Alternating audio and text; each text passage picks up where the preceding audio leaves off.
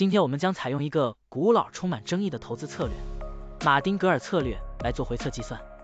股票市场中，马丁格尔策略就是在股价下跌时增加投资，以较低的平均成本获得更多的股份，然后在股价上涨并达到盈利目标时，一次性卖出获利了结。如此周而复始，持续跟踪股价操作。现在，我们就设定一些参数，让 Stocktiny AI 帮我们生成程序，对 TRXUSD 进行回测计算。设定参数如下：最大买入次数7次，最大加仓比例 1.5 倍，每次买入股价下跌的比例 10%， 获利卖出的上涨幅度 5%。运行时间从2023年1月1日到2024年5月2日。交易手续费设定为 0.10%。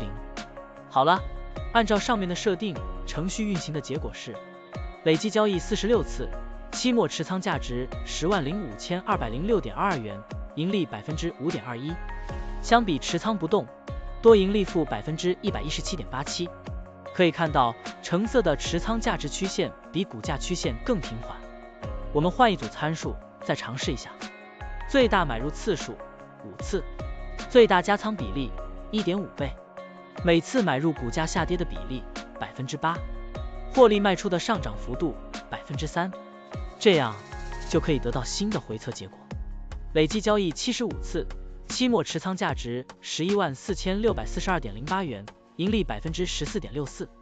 相比持仓不动，多盈利负 108.44%。股票的波动特性不一样，盈利效果就不同。